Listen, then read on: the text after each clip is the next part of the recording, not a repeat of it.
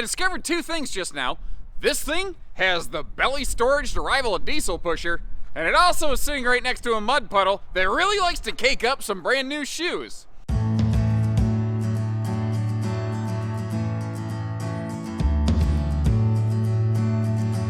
Hey everybody, Josh RV Nerd here at Bish's RV with some caked up muddy shoes. Thankfully the hose can fix that. Behind us here,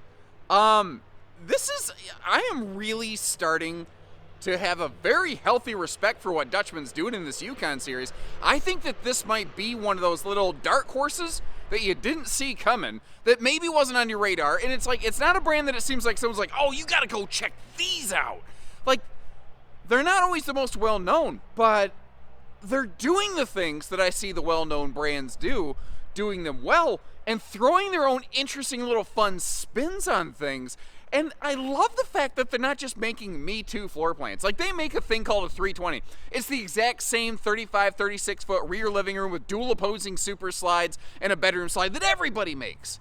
But they're also branching out. They're finding different ways to do different things. Like, you've seen rear dens out there before.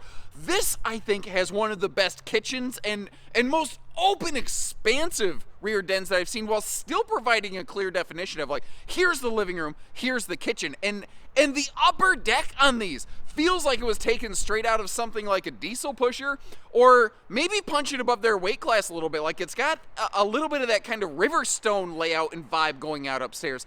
They're doing it different, and they're really trying to live up to their favorite in-house phrase of, if it ain't Dutch, well then it ain't much. And don't get me wrong, it's not flawless, it's not perfect. There's a couple things I see in it that it could be a little bit better, but overall, I think if you're looking for something to do some big time seasonal living, or if you're looking for a temporary home situation because you're building a new house or something like that, this is a very viable option that I think deserves a little bit more attention. And I've got all the lights off right now. I just kind of want you to get to experience what I experienced when I first come into these things, because most of the time I think, once I'm in here, I'm already lit up. Lit up, yeah, no, not like a Friday night, but there's just nice little things, like there's overhead accent lighting in a bunch of areas, which makes for awesome what I call stealth mode camping, when you're wanting to camp without all of the main lights on. But remember how it looked a second ago. Oh, I'm going backwards up the stairs, so when you're not looking, guys, I wouldn't advise it. So chances are, though, you're probably not running a camera in your camper too awful much. But doesn't it have such a different look and feel? It really brings to life everything in here, and I like what they're doing. Now, one of the major things with a floor plan like this is it's giving us a clear definition of the kitchen versus the living room. And if you're going to be spending a long time in one, potentially, doing some full-time RVing and something like this, I think that's the kind of extra details sometimes folks are looking for. But I've seen a lot of rear dens. A lot of them are an elevated upper rear deck, which is neat and it allows for good outside storage. This one is not lacking in outside storage, though. Instead, what they did here, they did this, it's almost very old school in that they gave it a full lower deck super slide.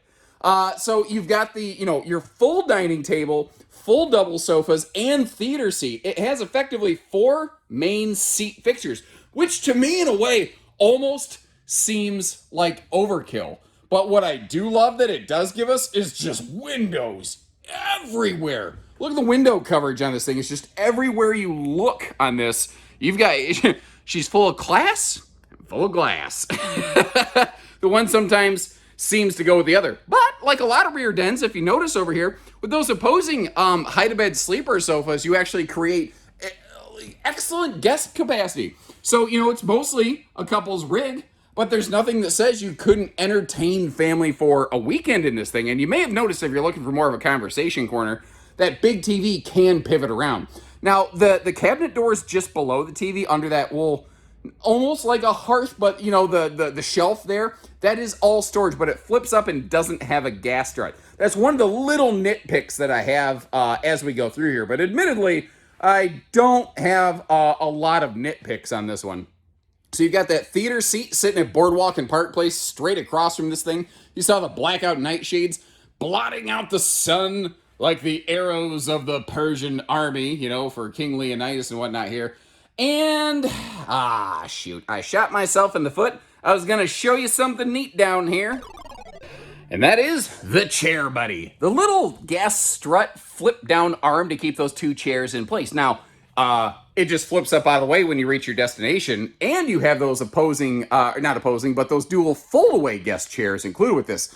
Now, the kitchen in this is such a treat because there's a lot of RVs that I think really focused on the living room, and then the kitchen gets about jack squat for prep space. And this kitchen does have a couple little hiccups that I want to get into, but overall, I think that it actually has a very good, respectable amount of not just cabinet space, of which it has plenty, but also countertop prep space, thanks largely to that rather unique, well, we could say weird rear corner that we have over there. You know, I think we can call it that. But over here, we've got, you have your choice between two different refrigerators. You have your choice between the residential fridge with 1,000 watt inverter that we're looking at, or a gas electric two-way. And there is a factory solar package available for these. That being said, that residential fridge will chew up and spit out that factory solar package like, you know, for breakfast, basically. It will absolutely consume far more juice than that thing could give you until you start going big time aftermarket. And if you're going to do that, you're probably going to be gas electric anyway. That is one of those two-way, well, yeah, actually, but also rain censoring max air vent fans was actually the word I was looking to say. And I don't know if you're paying attention. Keep score in your little, you know, scorecard here. You see that you've got your air conditioner there in the kitchen and living room. I'm going to slowly tilt you straight up here because you're going to see a second fully centralized air conditioner here in the living area. And then you will see a third one up in the master bedroom because this is a huge rig with a ton of cubic foot of space to cool. So they do a very good job of making sure that it actually has an air system that can effectively cool it.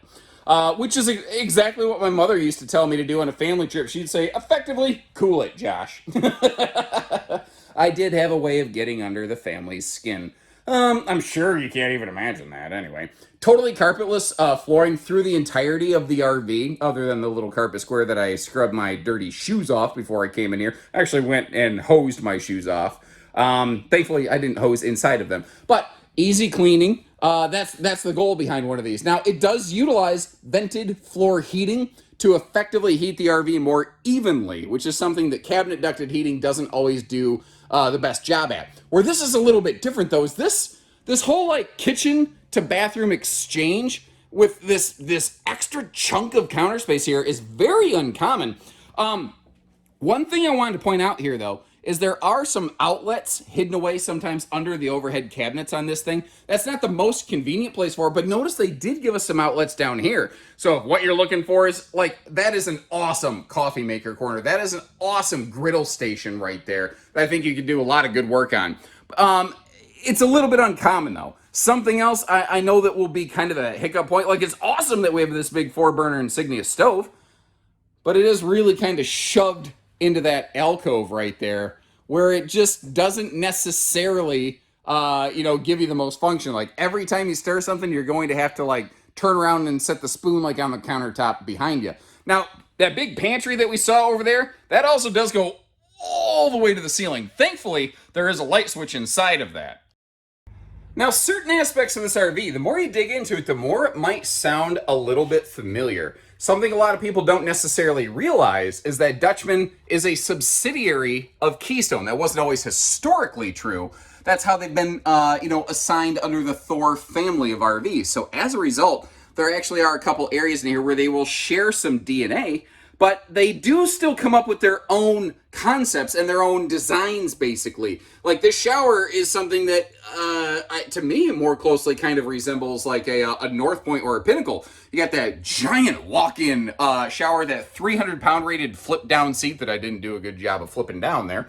I guess better to flip it down than flip it off. Hey. But we've also got the height-adjustable shower hardware, which is very handy when you are two very different sizes within your household, like myself and my wife. Although, when you have a 6.5-foot tall upper deck here, I don't really feel like I have to worry about headroom. And you got to see there, do you like the little video inserts instead of just still photo inserts? Does that give you a greater sense of space? I'm trying to, find little ways that I can continue to improve for you. Kind of like I hope Dutchman finds a little way to continue to improve right here. I personally feel in a big giant fifth wheel like this, the 4-inch fart fan feels a little bit insufficient, but that's just my 2 cents and my take on it.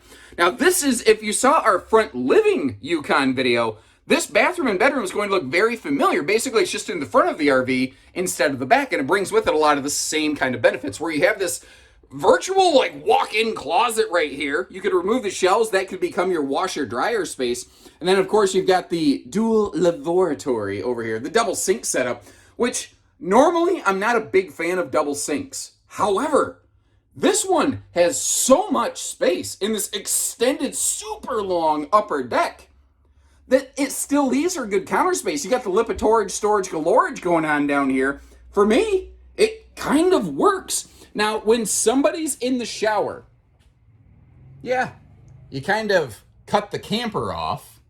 But when someone's just in the bathroom, which is a little bit more of a water closet style, as it were, the camper's not really cut off. And considering this is mostly just a couple's model, I think for the most part, if you're like, hey, you need anything from the bedroom? Because I'm getting ready to go grab a shower. I think when you're in an RV, you understand that things like that kind of go with the territory. And if that doesn't work for you, well, then give us a call and say, okay, I kind of like what you're looking at here, but what else do you have? And tell us what you like, what you don't, and we can use that like a roadmap to help outfit you with the RV that hopefully you enjoy longer. Look at this guy, though. He's got quite the attitude. He's like, what? What? You don't like this bathroom? Huh? What a bunch of crap. Ha! And why, yes, I am a big child. How did you know? Anyway, again, triple air conditioner. I believe the third air is optional on this one. That is the 70 by 80 king bed. However, if I look down here, what you'll see is how much of the mattress overhangs over the bed base itself. You could swap that down to a queen. There is a factory queen option as well. But I think when the RV is equipped with a king, it makes it a little bit easier to kind of size down as needed while still providing the big space for the folks who want that. Now, that big bathroom height that we saw in here, you saw my stupid head with a hat on in there singing, you know, some stinky version of Country Roads. You get the idea. Anyway, it's the same 6.5 foot height up in here, up in here. Now, looking around the bed, there are household and USB outlets around the bed. Did you notice a couple other places in the RV, though, where there's those yellow stickers on the outlets? Now, not all of them have those, but where you see those yellow outlets, that is telling you that this is prepped and run to the inverter, or if the inverter is already present on the RV, those outlets could be live. You know, like if you have to make a long traveling stop with this or something like that, you know, you could have like a fan or something running in here. I don't know about you. I always have to sleep with a fan. It's just a thing with me. The bedside breeze windows are fantastic. And remember those fold away guest chairs that we saw earlier? They go perfectly under that bed. Now this whole front wall is nothing but storage galorage, but it might look a little bit different to you from a lot of bedrooms because they didn't bury the washer dryer prep up in the bedroom cabinet. And I don't know if you heard that bang right now. I'm like fighting back tears. I whacked my knee on the door jamb slipping around the corner real quick while that little sliding footage was playing for you. Oh my Lord, if there's a funny bone in your knee, I just found it. Somebody call Guinness. I just discovered a new body part. You may have also noticed, again, a little bit more of a, I'm going to long-term stay in this thing here. This is like a true, like, almost residential-inspired master bedroom suite. You've got this, you know, big, giant Jumbotron Insignia TV straight across from you. The second electric space heating Tootsie Toaster down below. Not to mention the fact that if you hear funky sounds going on in the night, you ain't got to call Ghostbusters. You got the, you know, bedside breeze windows here, plus that giant picture window where you could peek at what's going on over your campsite anytime. But what about the road mode? Well, this doesn't have the greatest road mode functionality, nor do I necessarily expect it to. This is a big model that I think is really designed for being there and not getting there. And I know that that doesn't work for everybody. But as you see, with the slides closed, getting to the bedroom and the bathroom, not a big deal. The kitchen, however, well, that's a horse of a different color. And that's tough, because that's an instant deal breaker for a lot of folks. And I don't mind sharing that kind of stuff. I hope you appreciate the fact that I'll go out of my way to show you something sometimes that ain't awesome. Yeah, my English teacher would have loved that one. But like the room around the stovetop, yeah, it kind of sucks for a lot of people. Everyone has a different thing that they're looking for. That's why all these things come in all these different shapes and sizes. But if you need to just like, man, I'm just got to get to my destination. I camp seasonal. I got to tow it once or twice a year. Is there anything I could do about this? And I think maybe. If you absolutely have to have some measure of traveling access, consider this. Those fold-down stable steps that are required on this floor plan, since the tires and the steps overlap, if it weren't for those steps, this RV, if it existed, would be horribly imbalanced for towing. You may have also noticed that door dancing in the wind. Anti-slam door doing a great job of not bangeranging against the side of the RV, as Rufio would have said from the movie Hook. But even then, still trying to close in our face, still didn't slam, if you notice. And it is awful breezy today. Now, I have this only partially deployed to kind of drive home the fact that this type of slide system, it is okay to use it, not use it, but it is okay to leave it halfway open. You don't want to actually get into the slide and occupy it, really, unless it's fully deployed, though, so keep that in mind. But if you need to get in here just enough to be able to get to some of the fridge and whatnot, suddenly the whole world changes on this RV. So if you can deploy the steps, you can deploy enough of a door side slide to have some functional level of snacktastic access here, because otherwise, it actually, for a big rig, passes a Cracker Barrel test pretty darn well, I think. Alright, well, normally I'd call a spade and a duck, but I don't have any spades or ducks in front of me. Instead, what I have is a giant fifth wheel. This thing is long. This is bigger than a lot of people are going to feel comfortable towing. It's 14,000 pounds. It's heavier than a lot of people can handle towing. And even a lot of people who have a vehicle that could might not necessarily feel comfortable doing so. Plenty of people do, certainly. That's obviously why they make them. But let me throw this idea at you. You got a seasonal or permanent site? Something like that? Give us a call. We can set up delivery on this. You don't have to tow it. So kind of keep that in the back of the memory banks. Now, what's funny is, everything's greatest asset is its greatest liability. Like, while we're talking about size, like I think we're pretty safely in dually country here with the size of this big guy. And you look at it, you're like, oh man, look at that short awning. It's not a short awning. It's a massive RV. Back here, I'm eyeballing it, but I bet they got close to 30 foot of awning space. It's just a thing that the RV is absolutely massive. It does kind of feel like maybe the awning could have been a little bit bigger, but I mean, it's not like it's lacking in any way, shape, or form up here. Now, I've got that nice muck pit in front of me, so I'm going to try to do my best to reach past that while looking at just this cavernously sized basement compartment right here. That, by the way, over there, that's the inverter running the residential refrigerator. That inverter, you cannot, well, actually you get I believe a 2K inverter included with the solar package versus the standard just 1K with the residential fridge. I've got an idea for you for this space that we're going to revisit in just a few minutes. Something that's really cool about the Yukon line, though, is it's all these extra little things like this. Like there's a little open dead air pocket in their skirting. So they said, why? That's stupid. Why don't we do something with that? And what they were able to accomplish there is as a result of the fact that Voltage, a giant fifth wheel toy hauler, and Yukon are made and managed by the same people, built by the same people in the same facilities. So as a result, they share some smart DNA like that in some places. So this Yukon series, some of the stuff that it's getting from Voltage, is I'm right here in the drive, by the way. We're about to get a drive-by. But one of the things that they're getting here on the Yukon series is some extra storage. Something else, though, that you're not seeing, I think this might have the biggest holding tank capacities I have ever seen in this class for this money. Like 162 gallon fresh capacity? Holy crap. Holy crap. That is a lot. Now, I would love your opinion on something. Big fifth wheels, you start calling them luxury fifth wheels, whatever you want to call it, very often have those sleek frameless windows. This has maximum airflow sliding windows instead. Do you have a preference one way or the other? I'd be kind of curious, what do you like? I love that at least all the windows are over here looking at my campsite. Now, the hitching on the back of this is a little bit kind of tricky, in that when you look at it, when you see those safety chain hooks, you're like, ooh, it's a towing hitch.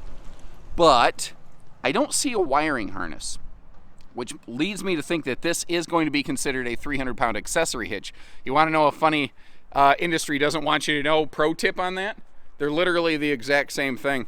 It's just that one has wiring harnesses and it's called a 3,000-pound towing hitch, and one doesn't, and it's called a 300-pound accessory hitch. They're physically the exact same hardware. So there's one of those little behind-the-scenes things the industry doesn't want you to know.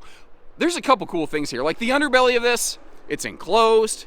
It's forced air heated. You've got all the hot, cold camp rating stuff you're looking for. The sewer hose tube here is a nice little feature. Even though you have that giant basement, maybe you don't want your black tank stuff in there.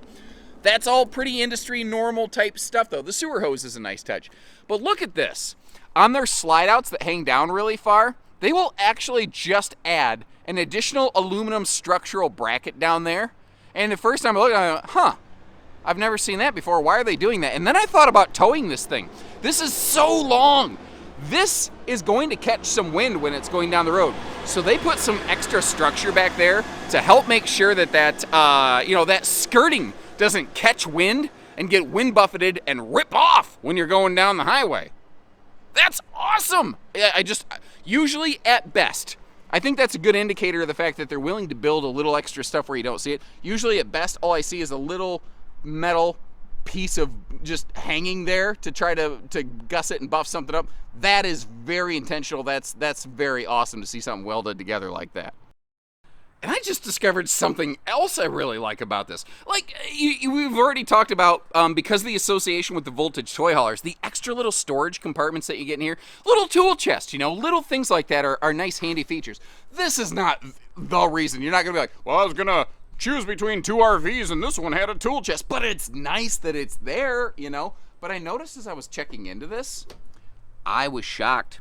This RV has a single sewer outlet.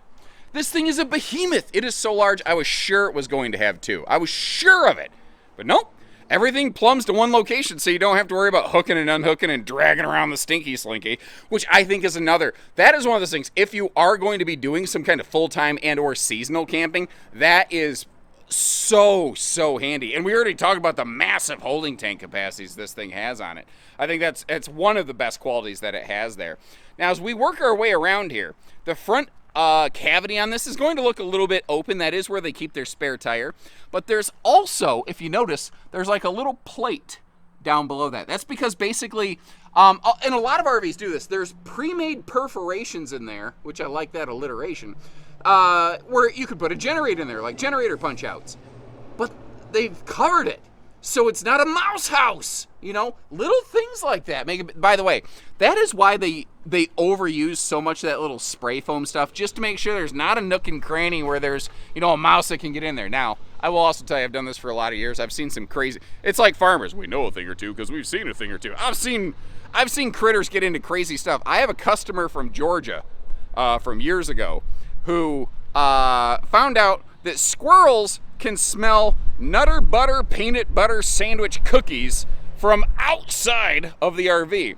And this squirrel pulled a Batman routine and managed to somehow climb down from the roof, down the sheer side of an RV, and somehow flip upside down and crawl into the stovetop vent hood exhaust. Got in the camper, ate the Nutter Butter cookies, and then lost its freaking mind trying to get out of there because it couldn't get out after it got in. But the fact is, if an animal wants to get in, it's going to get in. But they've made it so that it's not easy, at least.